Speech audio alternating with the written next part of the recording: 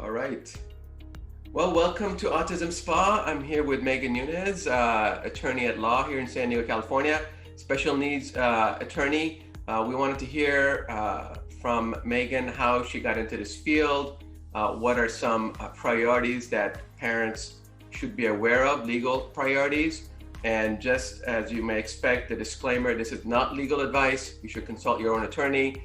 Meagan is here out of the kindness of her heart to share some of her experience as an attorney in this town and what she wants to make aware of parents. So Meagan, welcome to Autism Spa. Please tell us how you got into this field, first of all. Okay, thank you so much. I'm really happy to be here. Well, I got into this field, I was in law school, and I was primarily interested in educational equity, actually, to start. And then I had a close family member who ended up needing special education services while I was in law school. So I went to law school in New York. I'm from San Diego, and so my family in San Diego was navigating this crazy process. And I got really interested in it. I got really interested in special education law specifically. I was fortunate enough to have a civil procedure professor who was an administrative law judge who heard these types of cases. And so he dusted off a few courses he hadn't taught in a while on special education law, helped me get internships, and it was pretty much all I did from my second year until I graduated and then moved back out here to California. So, you know, the legal field is just, I mean, I'm so glad there are professionals like you in special education helping our special needs kids. But just off the top of your head, obviously, what are the biggest legal pitfalls that you want to make special needs parents aware of as their child is growing up in the educational system? Wow, we might need a couple more hours. Yeah. No, you know, there are a lot of laws and there are a lot of rights, and you can read all about them and you can, you know, talk to people who can help you navigate them, and that's certainly something we do. But, you know, as a parent who's sort of looking at the program that your child has and trying to make sense of it, because your real question is something going wrong? Does this look like it's going the way it should, or do I need to seek help from a legal professional? And what I tell parents to really keep an eye on is what you want to see is your child making progress, and the legal term is commensurate with his or her abilities. So you know your child's abilities. Do you see them making progress in light of those abilities? Or do you see them stagnating, or, you know, even worse, regressing? Or do you just have a sense that the progress they're making is much slower than what you think they really ought to be making? And if you're having those types of questions, it's probably time to reach out to somebody. It's never too early. You know, I mean, most attorneys in San Diego will give free consultations. And if it's too early, we'll tell you, you don't need us. Go do X, Y, and Z. And if you still have issues, come back. But we would always rather, at least, you know, in our practice, we would always rather people come too early than too late.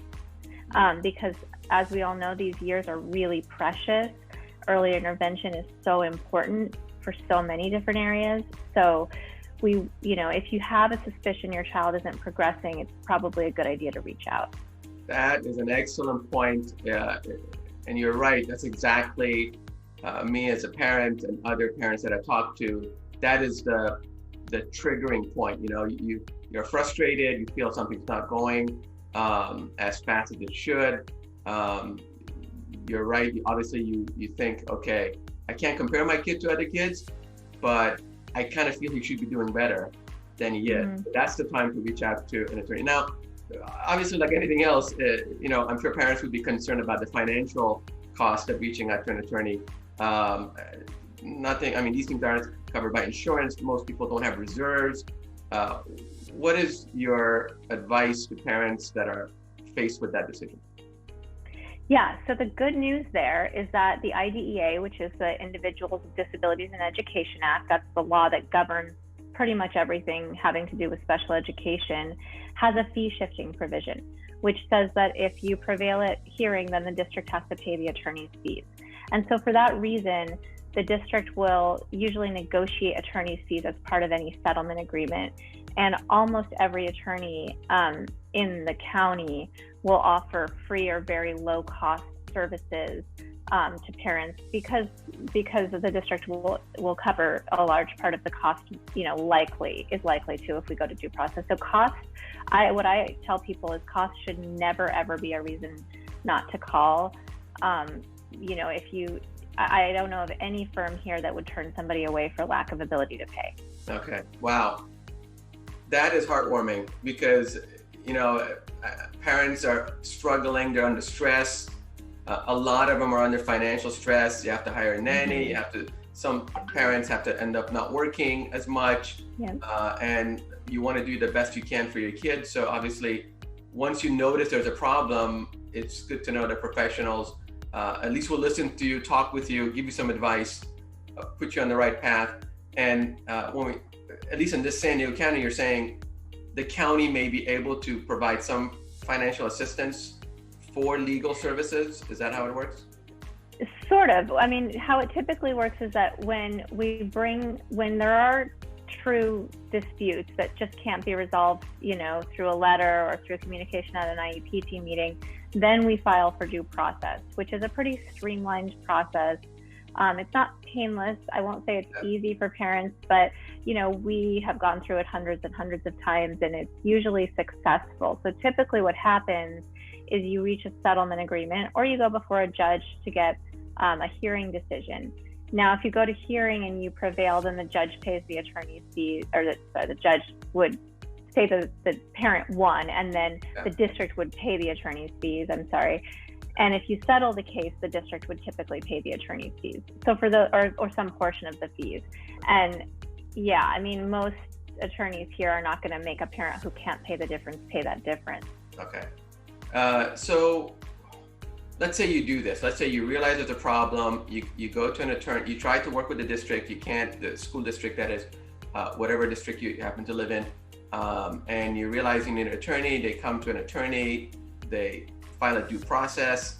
Hopefully they prevail. What are some of the remedies that a school district may offer, or a part of the settlement?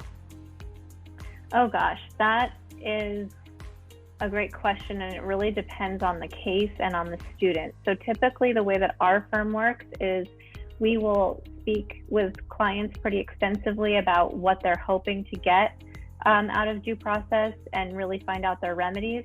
Sometimes parents have no idea what they really want. They just know things aren't going well. And so very often we work closely with experts who will evaluate the student privately and come up with some ideas of, how could the student make progress? And then those are the things we request from the district. And so sometimes that's in the form of something like a non-public school placement that we're asking the district to fund. Sometimes it's compensatory education, so funds for services to make up for lost educational experiences and lost growth. What we don't typically file for, there are a couple of rare exceptions, but are damages, money damages, the way you would with like a personal injury claim. There are a couple of 504 violations that you can request damages for, but they're a little bit tricky and they're certainly much less common. But in terms of services, education, therapy, related services, things like that, those are typically what we are able to get. So you touched on a very important point, private placement. I bet a lot of parents aren't even aware that that's possible, that they feel in their public school system that their child is in, if they're special needs, they're not making sufficient progress commensurate with their abilities, with their age. And you as a parent have a right to go and, as one of the remedies, request that if it's granted, if it's settled, if it's approved, that your child be placed in a private school, which the school district, the public school district, would be paying for. Everything and up to including transportation, getting the child back and forth, to that private school, where the hope is they're going to accelerate their progress, right? That's the reason why parents would go to private placement. Yeah. Go ahead. I'll just touch on that briefly. So, I mean, some public schools have wonderful programs, but, you know, even in schools that have great programs, sometimes there are just kids that don't fit in the boxes that already exist in the public schools. And so there are private schools throughout San Diego, throughout California, that have been certified by the Department of Education to provide special education services. And so we don't call them private schools, although they are private. We call them non-public schools, because they're private schools that districts can contract with to provide services for students who live within those districts. Right. And they're typically much smaller than your typical public school, right? So your child receives a lot more special attention. Sometimes, depending on his IEP, may be able to get a one-on-one aid, depending on the severity of his case. But everybody there, assumably, is there to help your child and is aware of your child's special needs and caters to that need so they can make progress as you document in the IEP process. Whereas in a public school, you could be one of 1,000 kids, and they could have a good program, but they also may not. So parents need to be aware of those decisions, and the sooner the better that they can realize and make a decision. So, you know, one thing I think all parents, including myself, faces as your child is growing in the educational system. At some point, he'll pass 18. I mean, how does the law and the education system treat growing young adults? And what legal rights should parents be aware of as their child is growing? That is a great question. So the law that we practice is primarily, like I said, the IDEA, and that ends, protections under the IDEA end when a child either graduates or turns 22, whichever happens first. So in terms of that very particular law, there really isn't a whole lot once they get to those places. However, what you do want to do is start planning for transition with the school district as soon as possible. I mean, the more I do this, the more I think really middle school is the time to start having that conversation about what do we see for post either graduation or age 22. You know, where do we see this person going? How autonomous are they going to be? Is a student who's going to go on to college? Is a student who's going to go into some sort of group home? You know, what kind of functional life skills do they have? I mean, it varies, of course, depending on the disability, right? But it's exactly for that reason that, I mean, we all know this as parents, right? Our kids grow so fast. And it's like, before we know it, they're into some phase that we haven't prepared for. My daughter is about to turn 13, so I'm aware of that phase.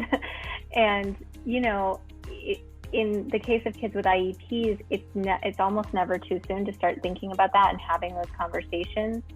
Once you do get to those points, there's Department of Rehab, there's Regional Center, there are other agencies that do take over, and there are laws that exist. Those aren't the specialty of our firm. But I would say, you know, especially if, for example, if you have Regional Center already, start bringing those people to your IEP meetings. That's part of your team. You know, it's to get everybody on the same page so that when those, you know, transition times happen, there's a really solid plan in place. Right.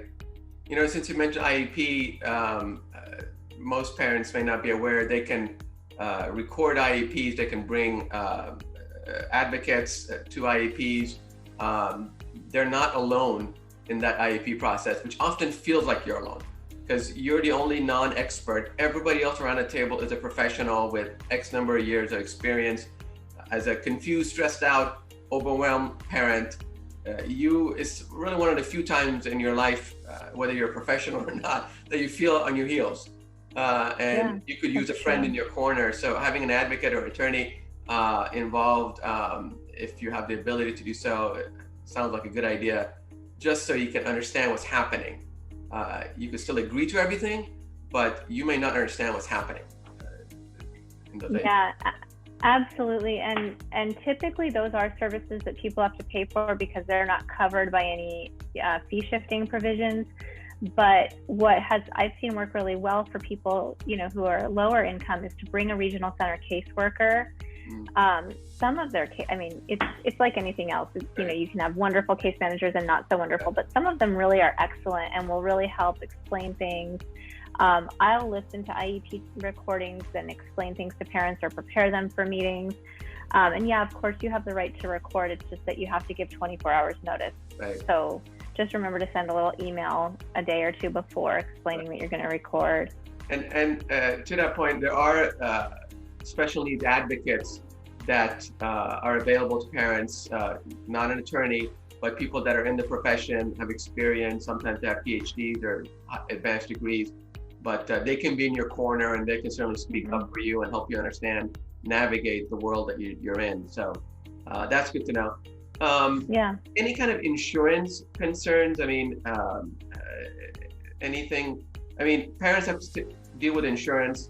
I think we're lucky in California, we have coverage for special needs. That's usually how we get services. Any legal issues they should be aware of for insurance? You know, we don't specialize in anything having to do with insurance. I only hear, typically the only time I hear about concerns with insurance, well, one is that they don't cover a lot of what we need, of course. And then two is when certain diagnoses are more helpful for insurance purposes. So sometimes parents will ask IEP teams to really explain, for example, if there's an autism diagnosis, can you please make that clear on the IEP or in the documentation?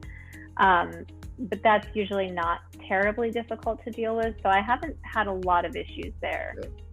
You also mentioned regional center, and on previous podcasts, other guests have said that requires a whole different episode just to deal with it. Like you say, it's a hit and miss. Sometimes you have excellent caseworkers, their heart's in the right place, and they really are your child's best advocate from their position, but other times you don't.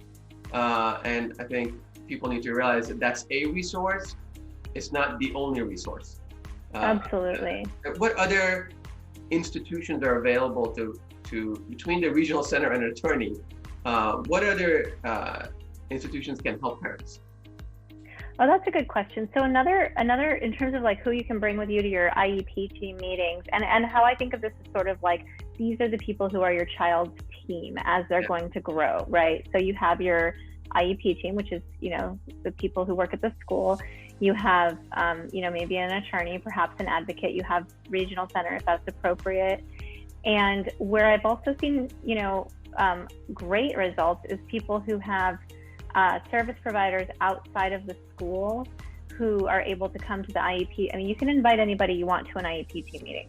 So if your child's getting ABA services in the home and that person can explain, well, this is what's working really well in the home, why don't you try this in the school? Or sometimes ABA therapists will even go and observe in the school, and they can point out why certain behaviors are manifesting in the school.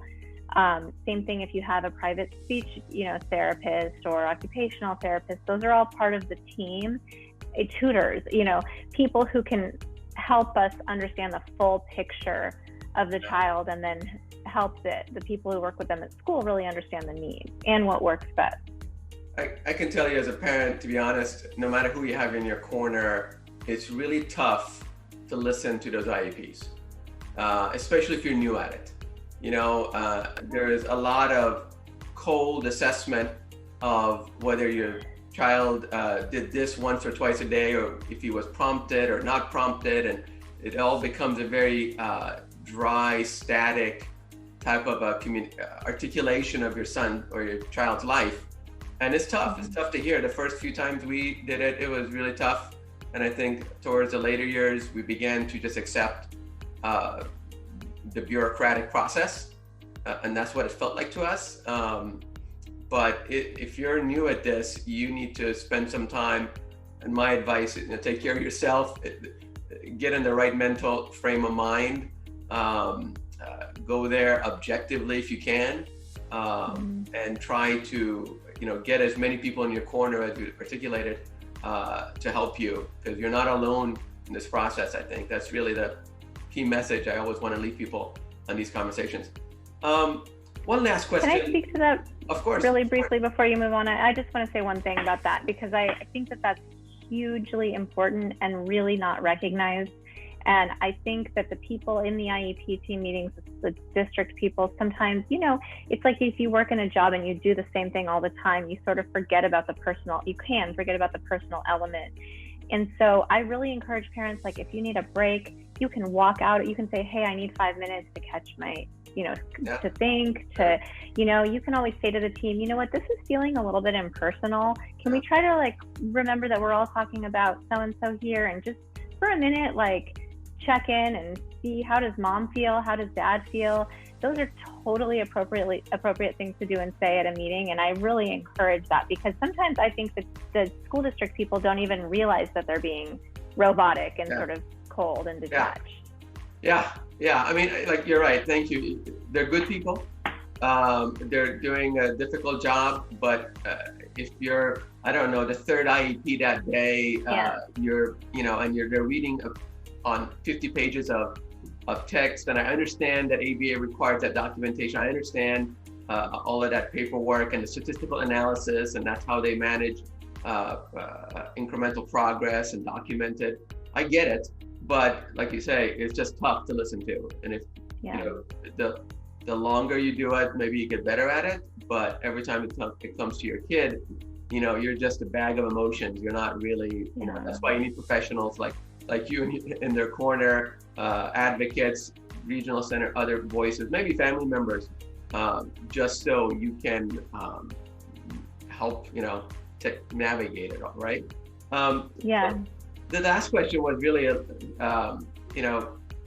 you mentioned the governing law, but are there any upcoming legal decisions or legal updates that you want to make parents aware of? Any new laws going into effect, anything in the state legislature that you've heard about in the community that we should look for? So I was just looking, because COPA, and if you're not familiar with COPA, you should be, Council of Parents, Advocates, and Attorneys, COPAA.org. Yesterday, they sent something out asking us to contact our representatives, because Congress was looking at passing something called the Behavioral Intervention Guidelines Act, BIG Act. And there were a lot of concerns about that act, and that it was going to sort of use maladaptive behaviors that are based on disability to perhaps paint certain students as being a threat or as being dangerous in ways that probably wouldn't have been conducive to helping that student progress. Wow. So what it looks like is that it was effective in delaying the bill. And so now there are discussions between Democrats and Republicans to fix the bill. So that's just, an example, but that's something that, you might want to just look it up, keep tabs on it, especially if you have a student who has behaviors that's going to be a personal, could affect you personally. I would take a look at that. And then in general, COPA does a really good job of keeping abreast of all of the legislation happening around the country, and they do all kinds of great public policy work. So if you want to get involved, or if you just want to know what's going on, then they're a great resource. Fantastic. That is exactly what I wanted to know, and I want to make sure our audience knows it. Actually, on my other podcast channel, I do talk with elected officials, and talking to a Congressman, Scott Peters, next week. And he's always been a great listener to various community issues. So I'll bring that up. He's very responsive. So that's it. Any final thoughts? Any parting words for parents? The only thing I wish that I could just let every parent know is that through COVID, we've talked to so many families that have had a really, really, really rough go of it and feel very, very isolated. And, I don't know if it's helpful, but I just want to put out there that I personally know that these families are not alone, that this is the experiences that parents have had is really affecting hundreds and hundreds of families, and all of the really challenging behaviors that kids have been exhibiting at home are not unique to your family. So I don't know if that makes it any better, but I hope it's a little bit helpful just to know that, none of these are parenting issues. I think we all have a lot of guilt because we've been trying to work and parent and teach, and it's just been such a rough time. And so if that eases your guilt or difficulty at all, just know that everybody is in the same boat, right now.